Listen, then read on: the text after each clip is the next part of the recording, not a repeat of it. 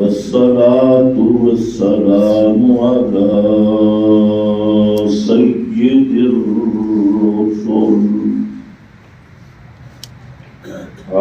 سيد الرسل وخاتم الأنبياء.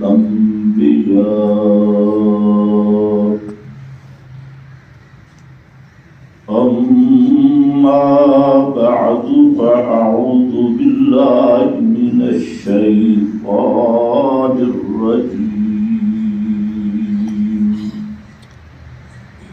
بسم الله الرحمن الرحيم.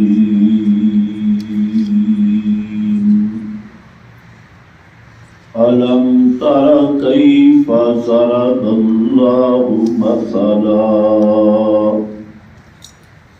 ضرب الله مثلا كلمة طيبة كشجرة طيبة.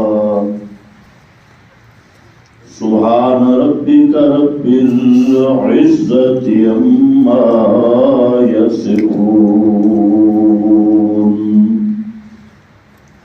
وسلام على المرسلين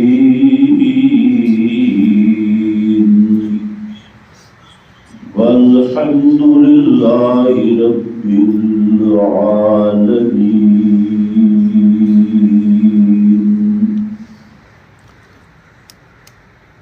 انتہائی قابل قدر بزرگوں اور بھائیوں، سورہ ابراہیم کی ایک آیت کا حصہ تلاوت کیا گیا ہے، جس میں اللہ رب العزت نے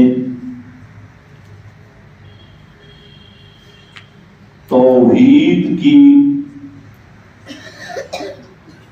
ایک دل نشین تفہیم کے لیے مثال بیان کی. یہ مسئلہ آپ جانتے ہیں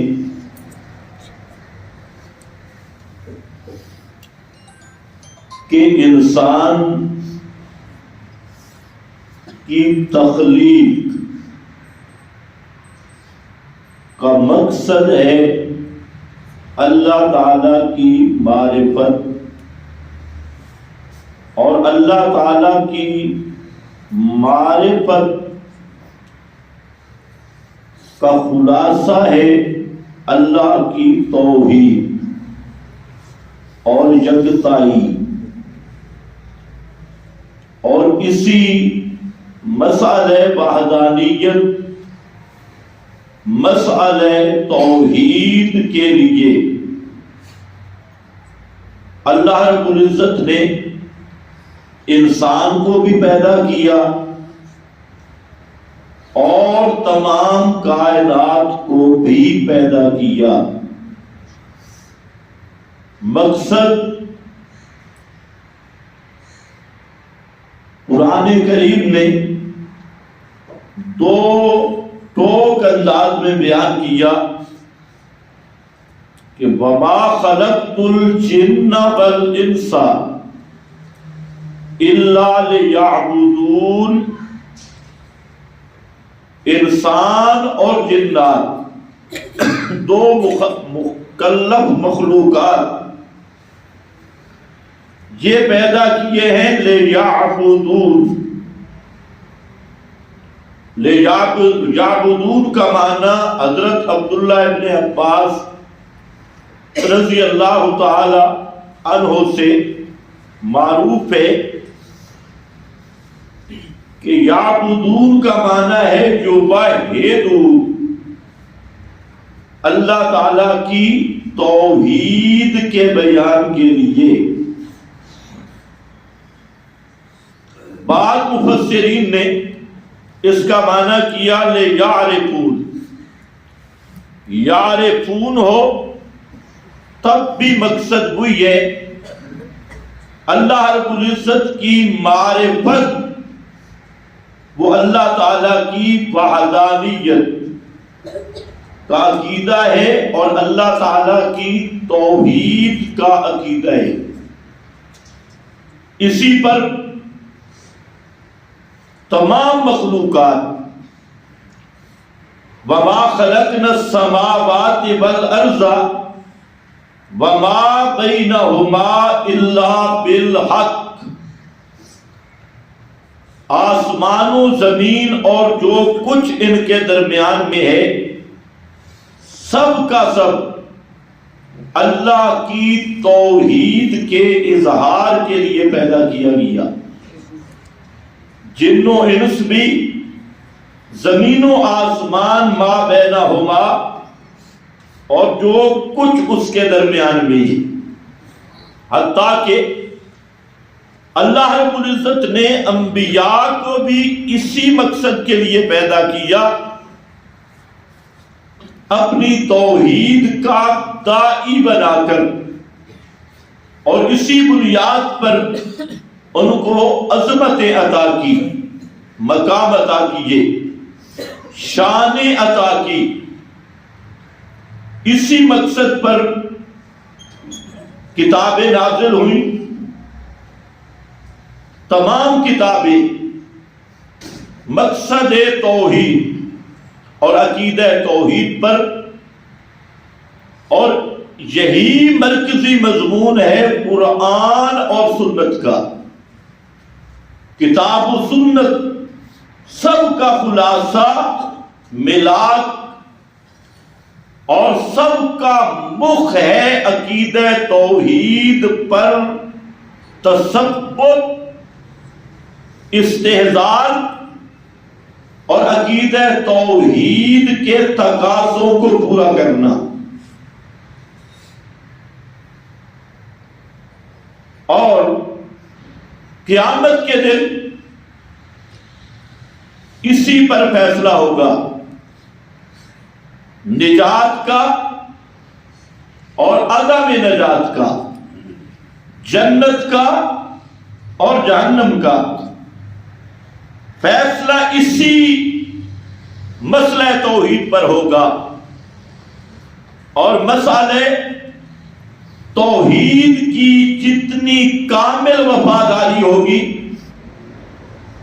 اتنے رفیع درجات ہوں گے جنت میں، اور مسئلہ توحید کی جتنی غداری ہوگی اس کے مناسب مقامات ہوں گے جہنم میں۔ تو یہ وہ بنیاد ہے۔ اگر آپ پورا قرآن پڑھیں اور پیغمبر کریم کی تمام احادیث پڑھ لیں، سب کا جو خلاصہ اور مقصد ہے اسی عقیدہ توحید پر مضبوط رکھنا، اسی پر قائم کرنا، کتاب و سنت اور پورے دین کا یہی حاصل ہے۔ تو بہرحال یہاں اللہ رب العزت نے مثال پیش کی، کلمہ طیبہ، یہ تو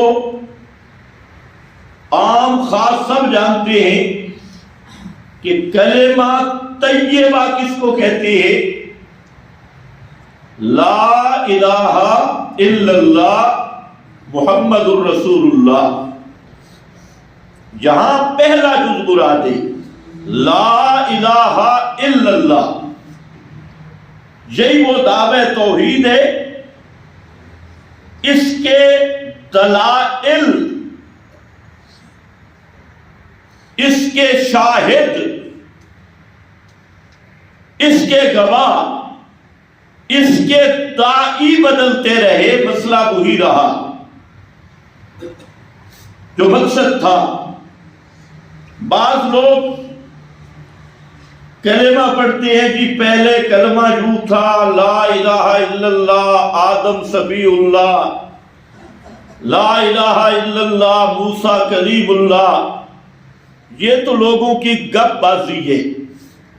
اتنی بات صحیح ہے کہ کلمہ یہی تھا لا الہ الا اللہ، بیان کرنے والے حضرت آدم تھے، حضرت موسیٰ تھے، حضرت ابراہیم تھے، حضرت عیسیٰ تھے۔ ما ارسلنا من قبلک من رسول الا نوحی الیہ انہ لا الہ الا انا فاعبدون۔ یہ بات بالکل صحیح ہے، لیکن یہ ساتھ ٹکڑے ملانا یہ گپی بات ہے جس کا کوئی سند اور ثبوت نہیں۔ بہرحال مسئلہ یہی رہا اور یہی رہے گا، اسی پر نجات ہوگی۔ کلمہ طیبہ، طیب کا ایک معنی ہوتا ہے پاک، پاکیزہ کلمہ، اور دوسرا طیبہ کا معنی ہوتا ہے بہت نفع مند، کثیر المنافع، بہت زیادہ فائدے والا۔ ظاہر بات ہے کلمہ طیبہ کو طیبہ اس لیے کہتی ہے کہ یہی وہ کلمہ توحید ہے جس سے دل پاک ہوتا ہے اور دلوں کا تزکیہ ہوتا ہے۔ اور اس کلمہ کے بغیر ساری کائنات کی کتابیں پڑھ لے، آسمانی بھی اور غیر آسمانی بھی، اور حصی طور پہ 7 سمندروں کا پانی دل پہ انڈیل دیا جائے، دل پاک نہیں ہو سکتا۔ دل کو پاک کرنے والا کلمہ وہ ہے لا الہ الا اللہ، اس سے دل پاک ہوتی ہے۔ اس لیے اس کا عنوان بھی کیا ہے؟ کلمہ طیبہ۔ آپ نے نہیں سنا کلمہ طیبہ؟ کلمہ طیبہ کا معنی یہ ہے، اور نفع میں نے بتا دیا، اس سے بڑا نفع کیا کہ دنیا اور آخرت کی نجات اسی کلمہ پر موقوف ہے، ایک ہی کلمہ پر۔ تو اس لحاظ سے دنیا کے منافع بھی آخرت کے منافع بھی حاصل ہو سکتے ہیں کلمہ طیبہ کی بنیاد پر۔ تو اللہ رب العزت نے پہلا وصف ذکر کیا اس کلمہ کا، ضرب اللہ مثلا کلمۃ طیبہ، اللہ نے مثال بیان کی پاکیزہ کلمہ کی، طیب کلمہ کی، کلمہ طیبہ۔ 2 معنی میں نے ذکر کیے طیبہ کی، ایک طیب کا معنی کثیر المنافع، دوسرا طیب کا معنی پاک۔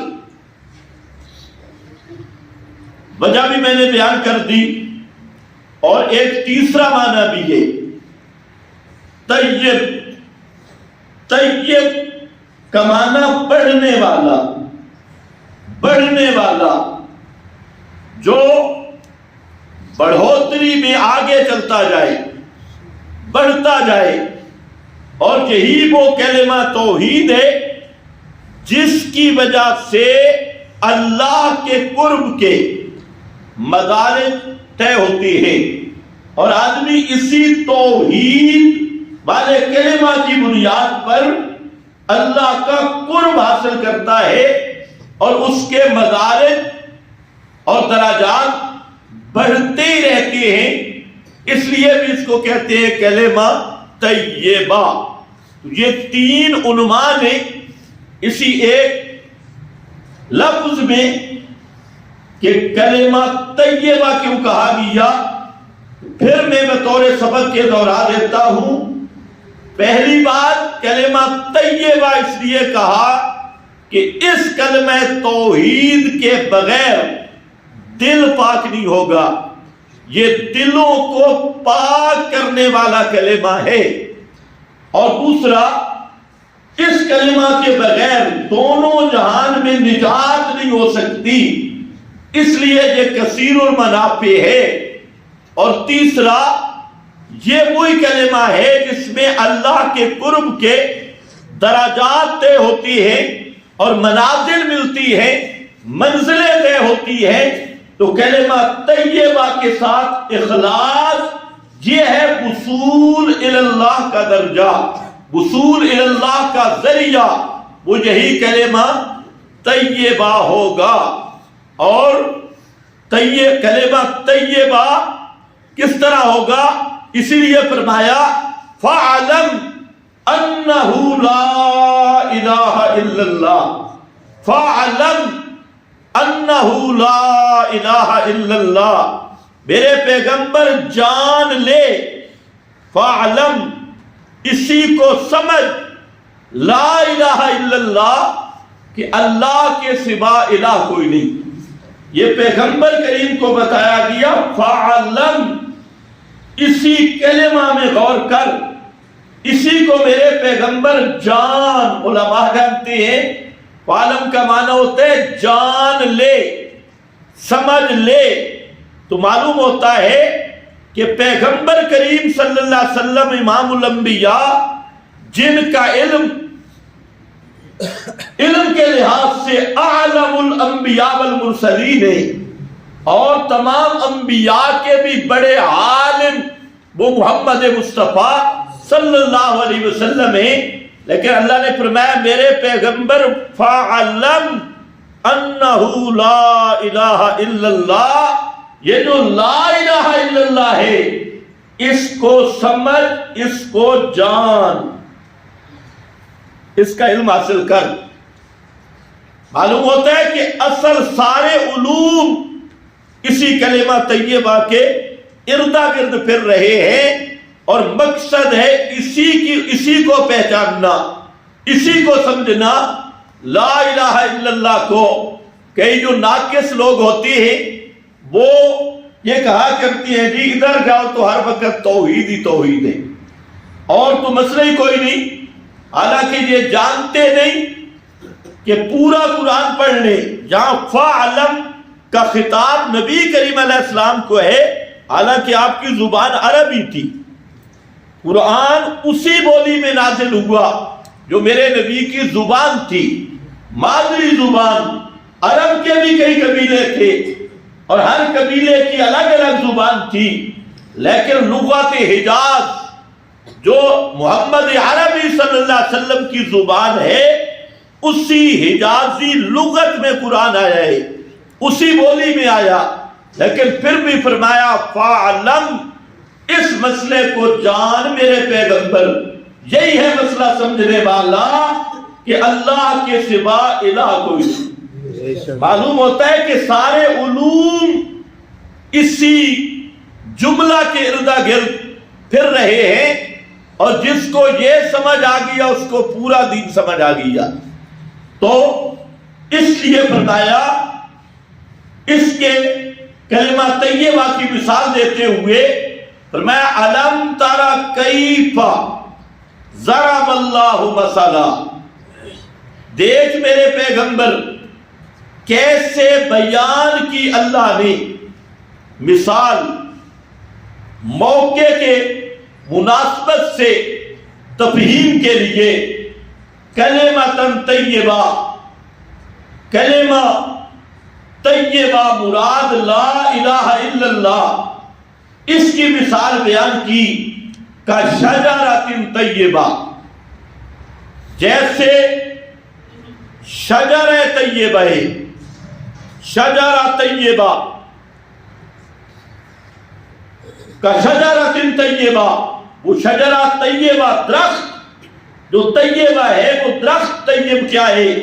قرآن نے خود وضاحت کی کہ کا شجرۃ طیبہ اصلها ثابت وفرعها فی السماء، تین وصف بیان کیے کہ درخت طیب کون سا ہے؟ فرمایا ایک اس کی جڑ زمین کے سینے کی گہرائی میں اتر جائے، نمبر 2 اس کی شاخیں آسمان کی طرف بلند ہو جائیں، اور نمبر 3 اس کا پھل دائمی ہو اور سدا بہار ہو۔ وہ ایسا درخت ہے شجرہ طیبہ جس کی جڑیں زمین کی گہرائی تک، جس کی شاخیں آسمانوں میں، اور جس کی رونقیں پھل وہ سدا بہار ہیں۔ یہ 3 اوصاف والا اس کو کیا کہتے ہیں؟ شجرہ طیبہ۔ یہ طیب درخت ہے۔ اب مثال کیا ہے؟ فرمایا کلمہ طیبہ کی مثال ہے شجرہ طیبہ والی، پاکیزہ درخت والی، اور وہ پاکیزہ درخت اس کے 3 اوصاف ذکر کیے۔ ان تینوں اوصاف کو ذہن میں رکھ لو اور پھر مثال سمجھ آئے گی۔ پہلا وصف شجرہ طیبہ کا کہ اس کی جڑیں زمین کے سینے چیر کر اس کی گہرائی تک پہنچ جائے۔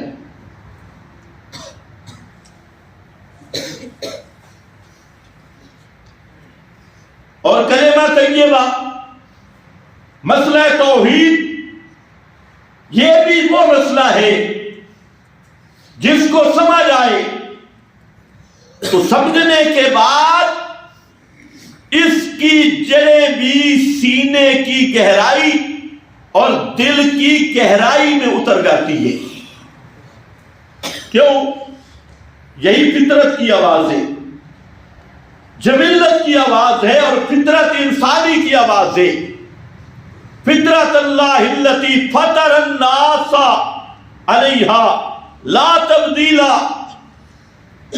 فرمایا فطرت اللہ التی، اللہ کی بنائی ہوئی فطرت جس پر اللہ نے لوگوں کو پیدا کیا، وہ فطرت میں توحید ہے۔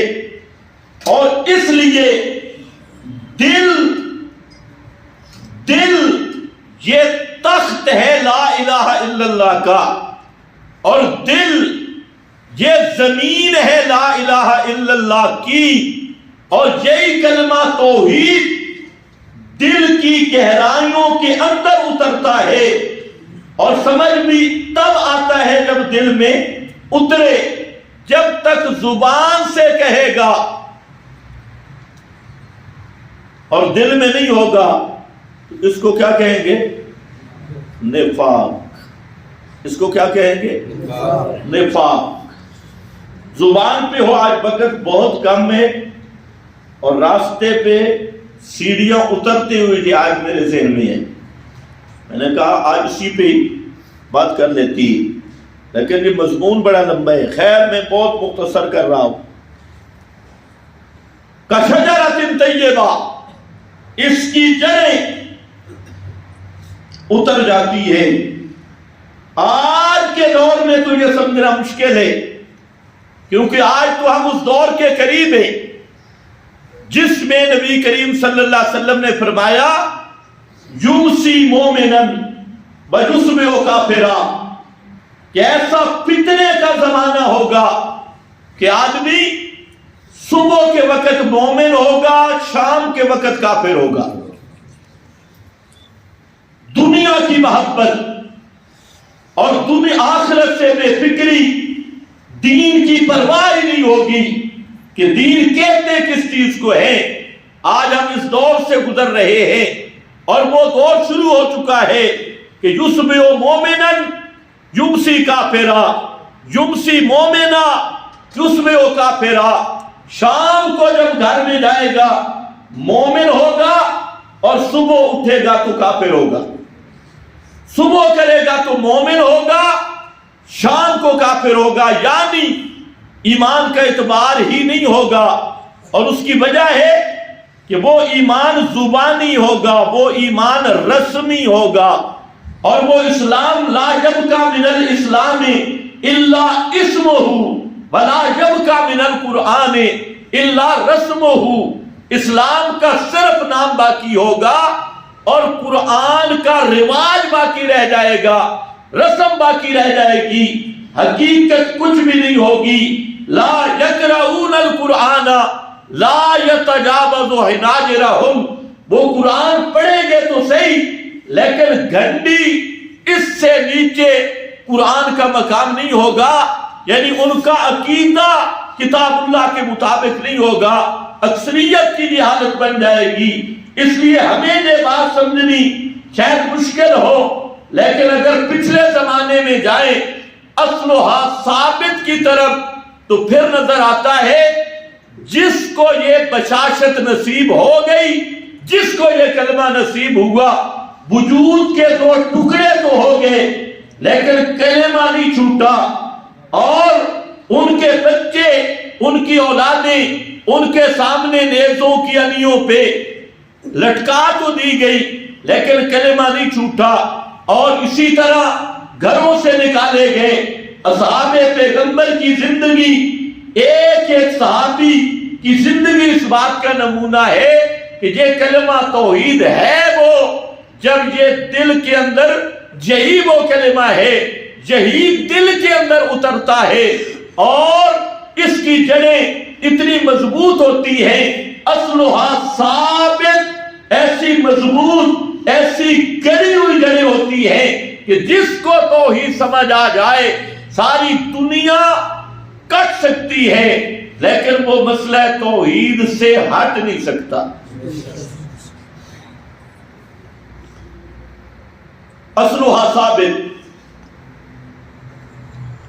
وفرعھا فی السماء، اس کی شاخیں بلندی میں، السماء کہ ایک معنی تو معروف آسمان ہے، دوسرا معنی بلندی، بلندی میں ہے۔ اور آپ کو پتہ ہے کہ جس درخت کی شاخیں بلند ہوں اس پر آندیاں بڑی چلتی ہیں، ہر طرف کی آندیاں اسی پہ آتی ہے، طوفان اسی پہ آتی ہے، جس کی شاخیں بلند ہوں، اور اسی کے گرنے کا بھی امکان ہوتا ہے۔ جتنا درخت اونچا ہوگا اتنی آندیاں زیادہ چلیں گی، طوفان طومار زیادہ چلیں گے، اور اس لیے فرمایا کہ فرعھا فی السماء، جب توحید میں ثابت قدمی نصیب ہو گئی، یہ دل میں اتر گئی، اب ان کی جو بلند شاخیں ہیں، فرع ہے، اس کو کوئی آندھی نقصان نہیں دے سکتی، کوئی طوفان ٹکرانے والا اس کو گرا نہیں سکتا، کوئی آندھی اسے گرا نہیں سکتی۔ وجہ اصلھا ثابت، اس کی جڑیں مضبوط ہیں، گرے تو وہ گرے جس کی بنیاد کوئی نہ ہو، گرے تو وہ گرے جس کی جڑ اوپر ہو، اور جس کے دل میں توحید اتر جائے ساری دنیا کے طوفان، آندیاں کبھی بھی اس کو گرا سکتی نہیں، چاہے جس شکل میں بھی ہو، سردی گرمی کوئی چیز بھی اس کو نقصان نہیں دیتی، اس لیے کہ وہ سدا بہار بھی ہوتا ہے، سدا بہار، اکلھا، ہر وقت پھل لانے والا، ہر وقت سدا بہار، موسم بدلتے رہیں اسے نقصان نہیں پہنچتا۔ آپ کو پتہ ہے یہ موسم نقصان دیتی ہے، درخت دیکھ لیں، سردیاں گزری پتے نظر ہی نہیں آ رہے، پھل پتے کہاں، موسم اسے نقصان نہیں دیتا، آندیاں اسے نقصان نہیں دیتی، طوفان اس کو نقصان نہیں دیتے۔ وجہ اصلها ثابت، اس کی جڑ جو مضبوط ہے، اس کے قدم مضبوط ہے. تو اس لیے یہاں میں نے کہا تینوں باتیں ذہن میں رکھ لو گے کہ شجر طیبہ جس میں تین اوصاف ہوں، وہ بنتا ہے جڑ زمین میں گڑی ہوئی، شاخیں فضا میں، اور سدا بہار. تو میں نے اب دیکھی کہ اونچی شاخیں ہوں گی، بڑے بڑے طوفان، بڑی بڑی آندھیاں، بڑے بڑے جھکڑ جھولے وہ چلیں گے اس پر، لیکن جڑ مضبوط ہو تو کوئی آندھی کوئی طوفان اسے متزلزل نہیں کر سکتا. پھر موسم سرما ہو گرما ہو، گرمی سردی خزاں بہار، کوئی موسم بھی اس کو نقصان نہیں دے سکتا. اس کا پھل دائمی ہوگا اور وہ سدا بہار ہوگا. تو یہ چیز کیا ہے؟ یہ کلمہ توحید ہے کہ توحید ہی وہ کلمہ ہے جو دل کی گہرائیوں میں اترتا ہے، اور اس کی فرع، اس کے ثمرات، اس کے فروعات، اس کی شاخیں، اس کی دعوت. بعض علماء نے فرعها سے مراد دعوت لی ہے، اور اصل و ثابت عقیدہ، خود بھی عقیدہ توحید، اور پھر اس کی دعوت بھی آسمانوں میں. اب یہاں توجہ کرنا ہے، دعوت بلندیوں پر. علماء کہتے ہیں یہ کیا ہے؟ زبان سے بیان کرنا دعوت. تو طوفان، جھکڑ، آندھیاں کس پہ چلتی ہے؟ دعوت پہ. اندر توحید ہو اس وقت تک جھگڑا نہیں ہے، کوئی مخالفت نہیں. دیکھو نبی کریم صلی اللہ علیہ وسلم تو فطرتی مواحد تھے. آپ کی جو نبوت سے پہلے 40 سال کی زندگی ہے خالص توحید پہ مبنی تھی. پیغمبر معصوم ہوتے ہیں، لیکن کوئی جھگڑا ہوا نہیں. طوفان کب شروع ہوتے ہیں؟ جب فرعها فی السماء، جب اس کی دعوت شروع ہو. اور جو اس کی دعوت شروع ہوئی، مخالفتیں شروع ہو گئی، دشمنیاں شروع ہو گئی.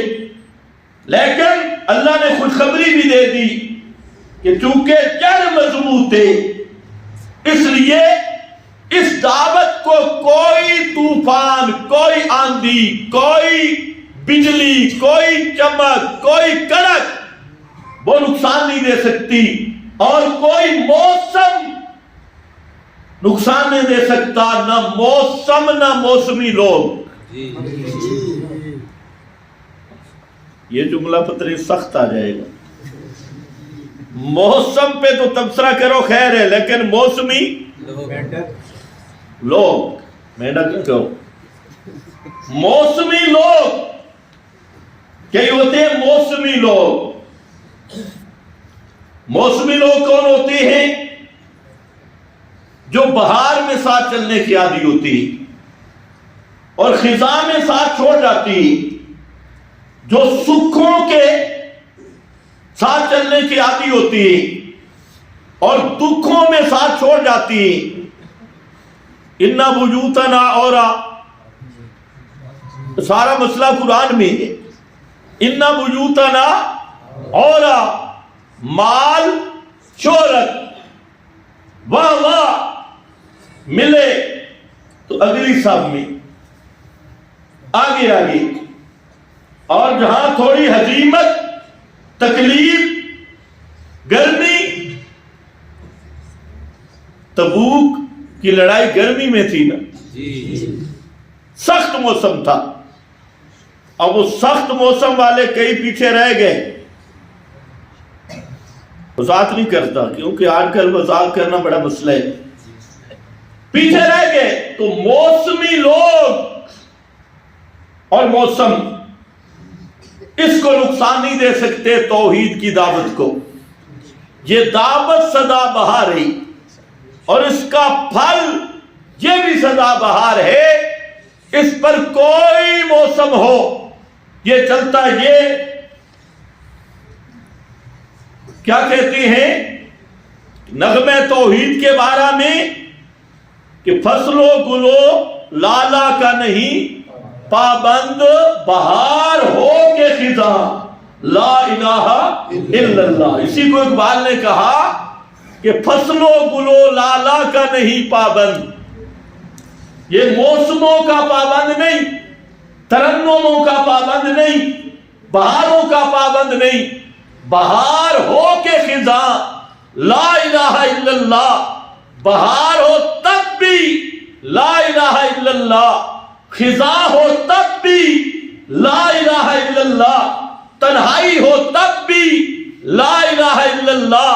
آگ کے چکھے کا کنارہ ہو تب بھی لا الہ الا اللہ. مچھلی کے پیٹ کے اندھیرے ہوں تب بھی لا الہ الا اللہ. دوست ہوں تب بھی لا الہ الا اللہ. بدر احد حنین ہو تب بھی لا الہ الا اللہ. یہ نغمہ فصل گلو لالا کا نہیں پابند بہار ہو کے خزاں لا الہ الا اللہ. اگرچہ بت ہے جماعت کی آستینوں میں. بہت تشدد والا جملہ ہے. گرچہ بت ہے جماعت کی آستینوں میں. بت ہے بت جماعت کی آستینوں میں مگر ہمیں ہے حکم اذاں لا الہ الا اللہ. ہمیں اذان کا حکم ہے لا الہ الا اللہ. خیر تبصرہ نہیں کرتا. کلمۃ طیبہ کشجرۃ طیبہ اصلها ثابت. اس کی جڑ بڑی مضبوط ہے. ایک معنی میں نے کر دیا وفرعها فی السماء. اصلها ثابت عقیدہ, فرعها فی السماء دعوت. اور فرمایا یہ وہ ہے کہ تؤتی اکلہا کل حین سدا بہار. اور یہ اس کا عمل ہے, مواحد کا عمل. توحید کے مطابق علامہ نصفی رحمہ اللہ نے اس اکل دائم سے مراد عمل لیا ہے کہ اس کا پھل ہمیشہ تر و تازہ, مزیدار, خراب ہونے والا نہیں. اس میں بھی تصریح کر دی عمل وہی قائم رہے گا جس کی بنیاد توحید ہو, اور توحید کے بغیر وہ اکل دائم نہیں, وہ ترکیہ پھل ہے. ترکہ پھل سمجھتے ہو؟ ہاں, وہ ختم ہو جانے والا پھل ہے.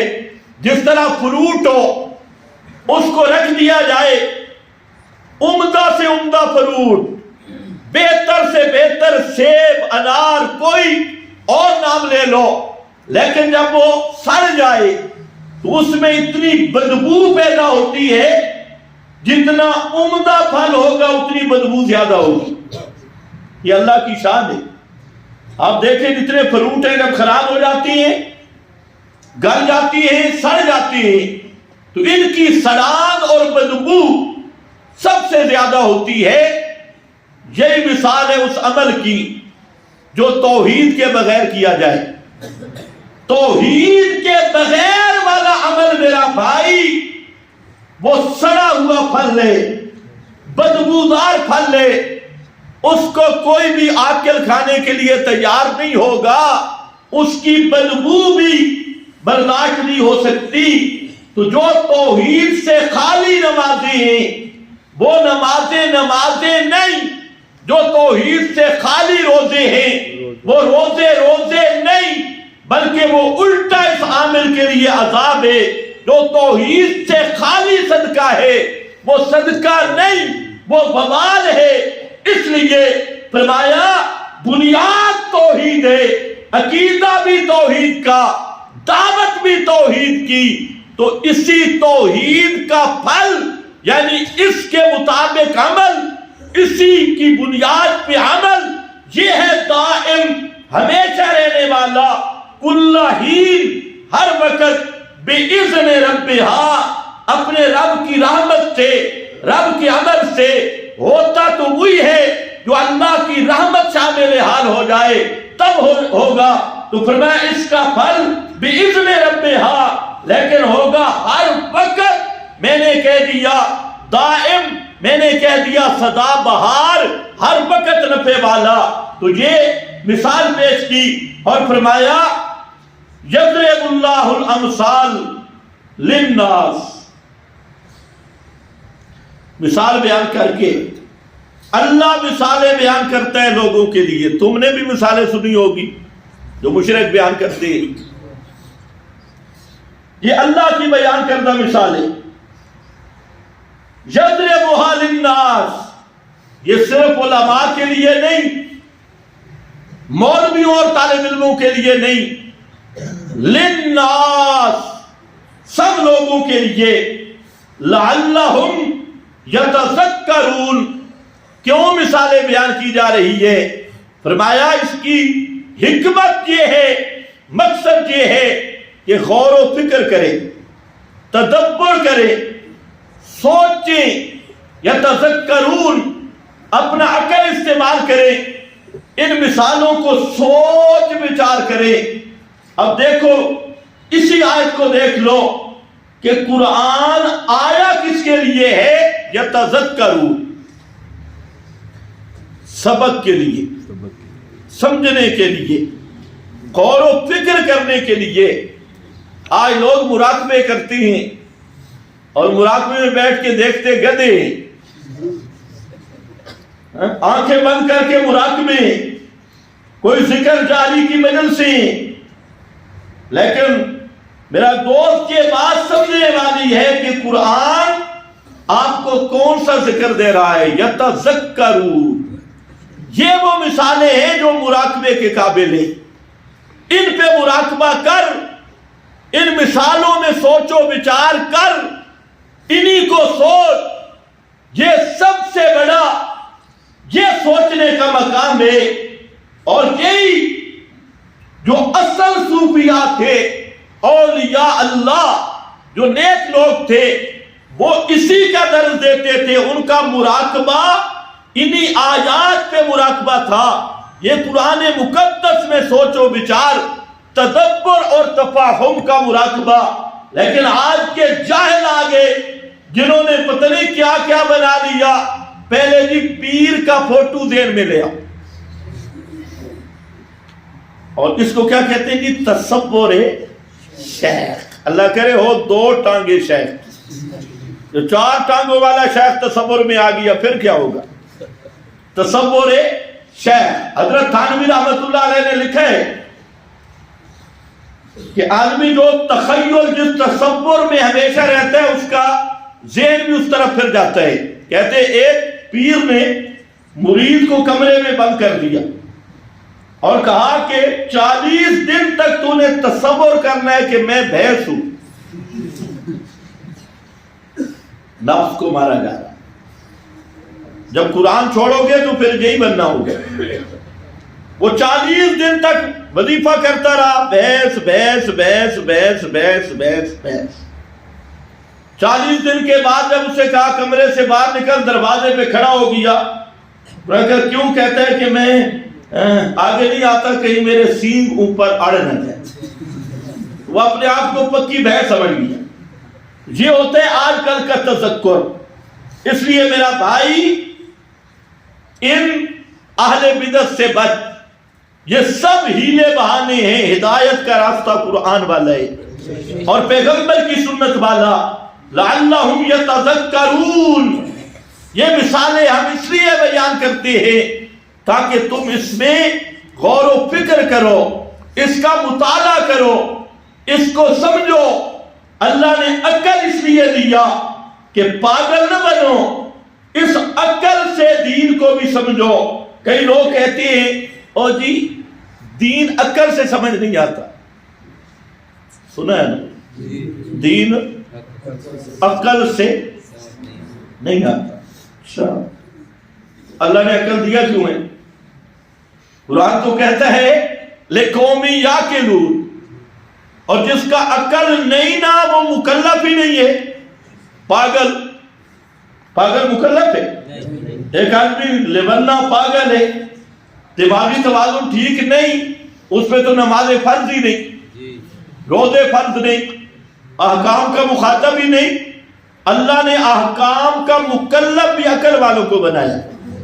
اس لیے یہ راستہ بے دینی کا راستہ ہے، کیونکہ پیروں کو بھی پتہ ہے اگر مرید عقل استعمال کرنا شروع کر دے بہت خسارے میں ہوگا. حضرت تھانوی نے لکھا ایک پیر نے مرید کو کہا کہ پل صراط کے منظر بیان کیا، مرید ڈر گیا. پیر نے کہا کہ کوئی مسئلہ نہیں، فلانی زمین تو میرے نام کرا دے تو پل صراط سے میں تجھے گزاروں گا، ڈرنے کی ضرورت نہیں. تو مرید بیچارہ تو ڈرا ہوا تھا، اس نے کہا ٹھیک ہے. وہ پیر کو ساتھ لے کر گیا زمین دکھلانے. اللہ کی شان، زمین میں دونوں طرف پانی تھا، درمیان میں ایک رستہ تھا، وہ بھی بڑا چھوٹا سا بنی. اب آگے پیر پیچھے مرید، اور پیر کا خیر سے وزن بھی اللہ کے خوف سے 7-8 من تھا، پگھل چکا تھا خوف. تو جو ہی پیر صاحب آگے چلے توازن برقرار نہ ہوا اور پانی میں گرے. اب مرید سمجھدار تھا، اس نے جوتا اتارا اور پیر کی مرمت شروع کر دی.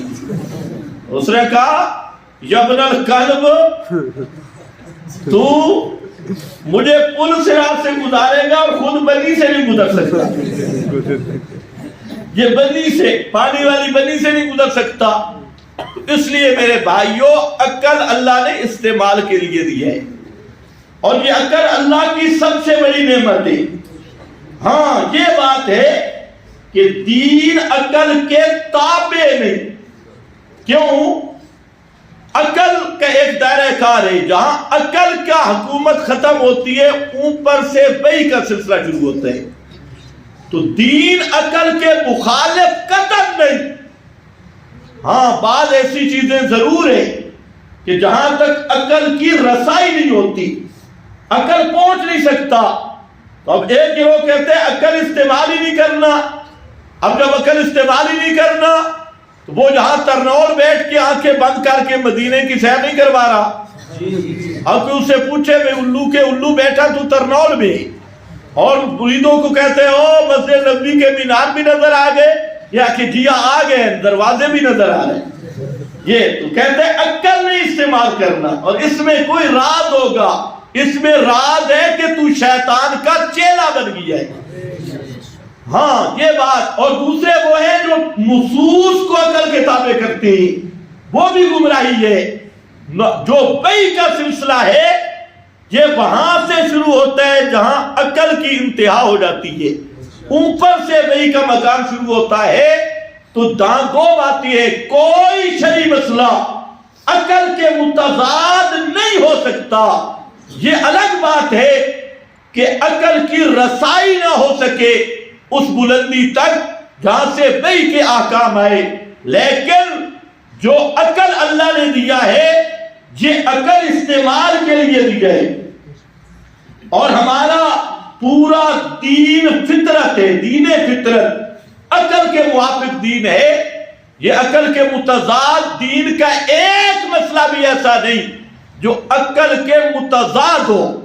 عقل سے برا ہونا یہ امر دیگر ہے. برا مسائل ہو سکتے ہیں لیکن عقل اور دین کے کسی مسئلے کی نقیضین نہیں بن سکتے، ضد نہیں بن سکتے، تضاد نہیں آ سکتا. خیر بہرحال جہاں اللہ رب العزت نے کلمہ طیبہ کی مثال شجرہ طیبہ سے دے کر ہمیں یہ مسئلہ سمجھا دیا. نمبر 1، دلوں کی تہ تک اترنے والی چیز توحید ہے. نمبر 2، توحید تک اکتفا نہیں، جو دل میں توحید ہے اس کا زبان سے اظہار ہوگا دعوت توحید، اور پھر دعوت توحید درخت اونچے طوفان بڑے، اس دعوت میں گھبرانا نہیں، ہر طرف سے طوفان آئیں گے لیکن اس دعوت پہ قائم رہنا ہے، اور فرمایا جب اس پہ قائم ہو جاؤ گے تو پھر اللہ کی نصرت، اللہ تعالیٰ کی مدد وہ ہر وقت تمہارے شامل حال ہوگی، جس طرح انبیاء کرام کے شامل حال تھی۔ تو یہ مثال بیان کر کے آگے فرمایا مثل کلمۃ خبیثۃ،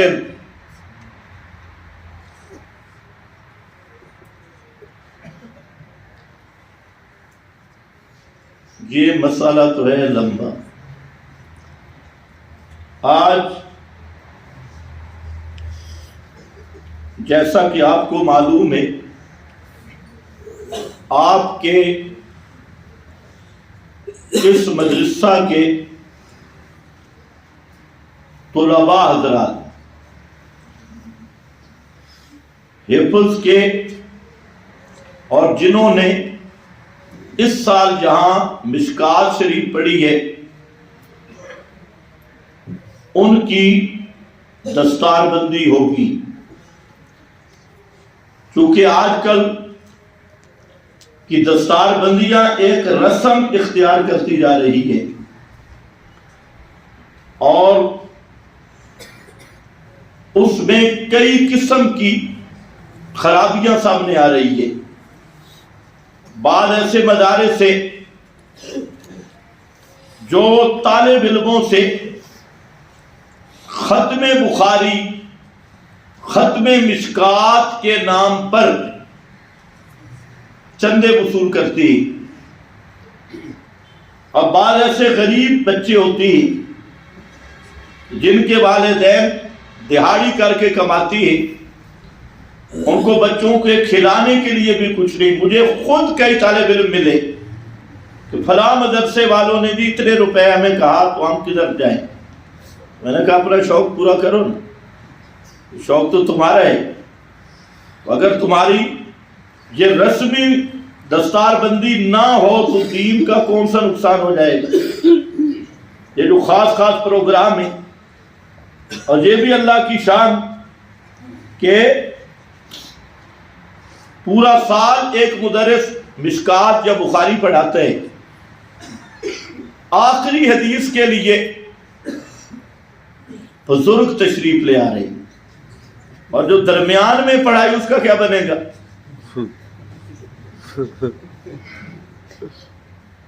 کیوں طالب علموں کا پھر وقت ضائع کیا؟ اسی بزرگ کے پاس ہی بھیجنا تھا، اپنے پاس کیوں روکا؟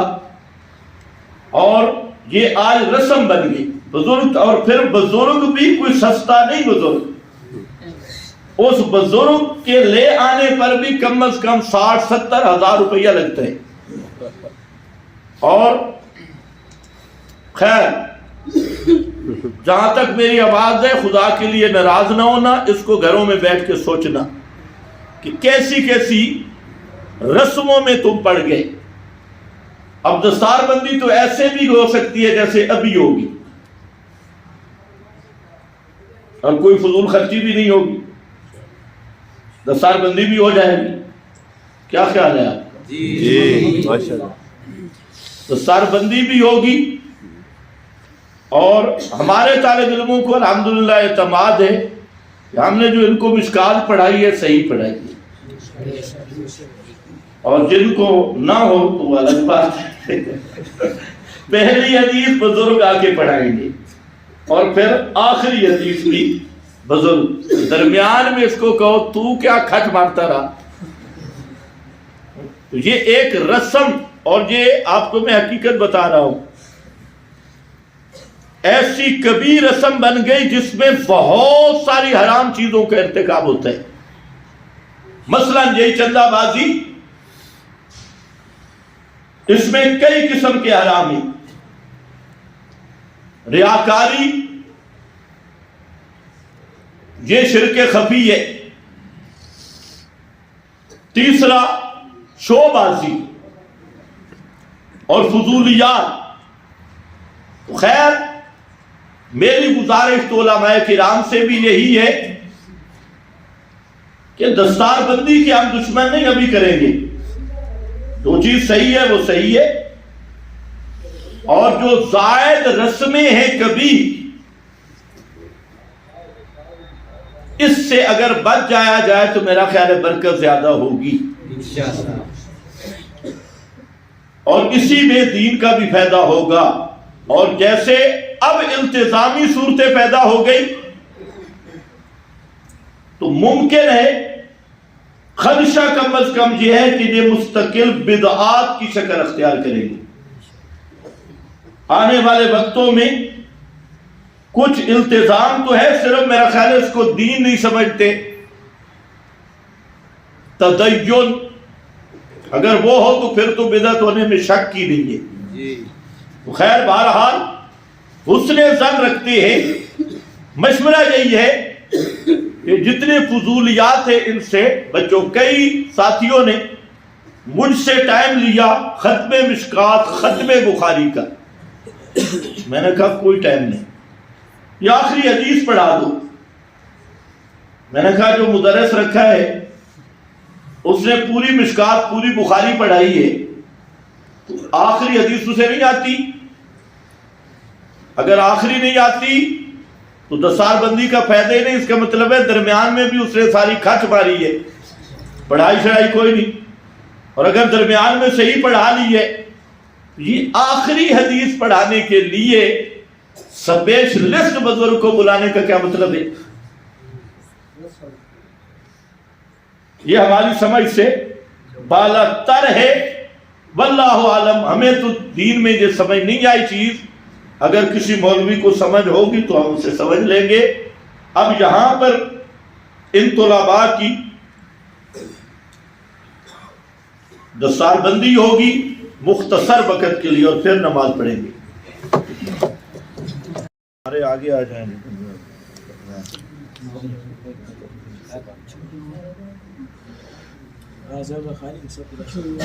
یہ رین بنا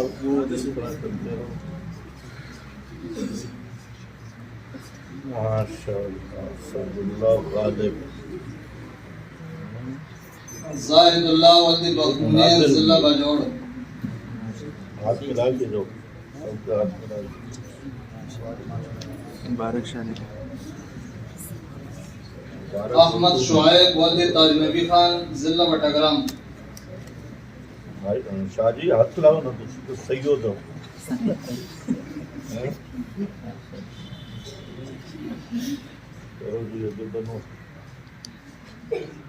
مروان والدی مولانا عطا اللہ زلہ بجوڑ. ماشاءاللہ.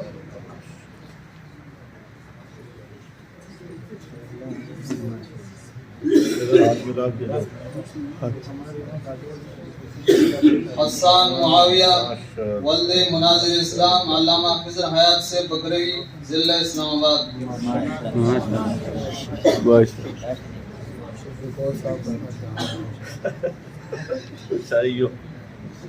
ابو بکر والدی تورگل محمد ایجنسی.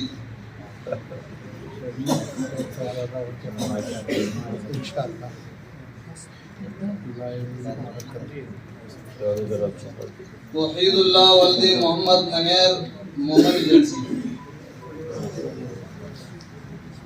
سید صاحب آپ لوگ بڑے سیدہ میں آس لگے ہیں سارا سید بڑے کرے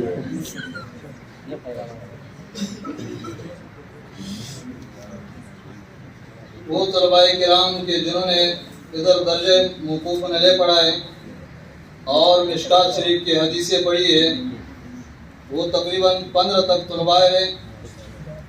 محمد صابر والدی محمد رسول ضلع سوات کالام.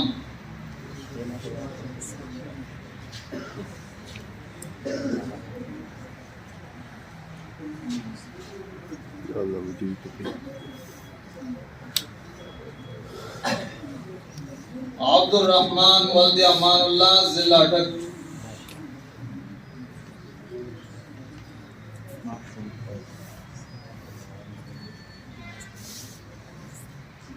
عبید الرحمن والدی امان اللہ ضلع اٹک.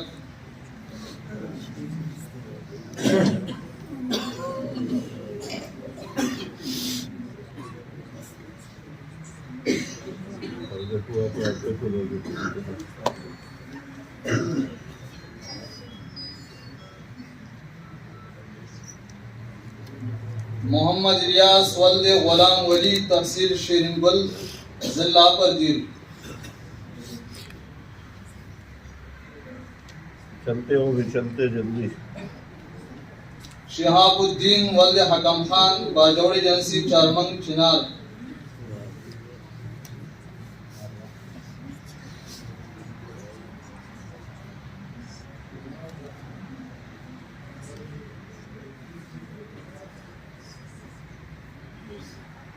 فضل حق ولد عبدالحق باجوڑی جنسی چارمنگ.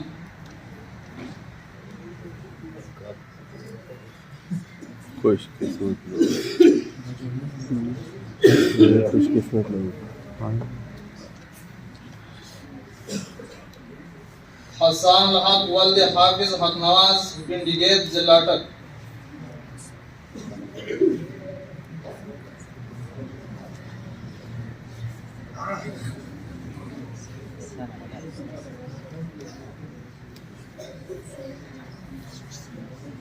انیس الرحمن ولد حافظ عبدالشکور منڈی بہاؤالدین.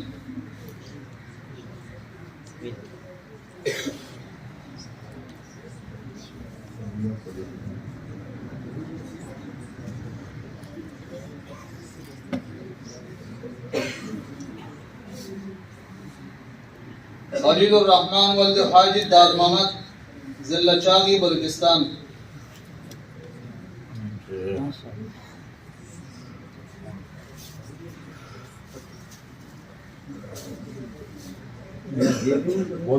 عبد الجلیل ولد فاطمہ احمد ضلع چاغی بلوچستان.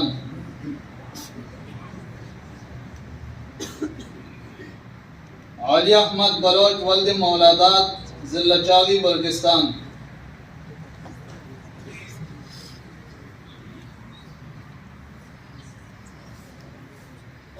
نصیر احمد ولد عبدالرزاق ضلع نوشکی بلوچستان.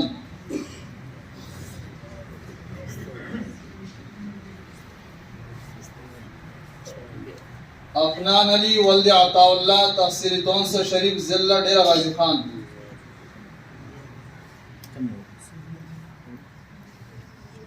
عبد الرؤف ولد عاشق حسین تحصیل تونسہ ضلع ڈیرہ غازی خان.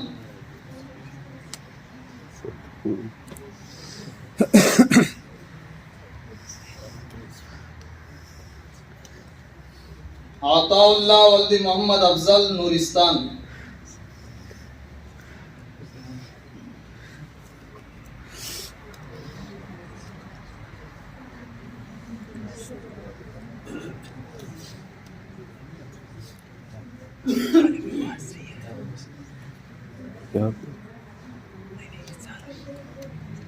فل آ گیا اس میں صرف اس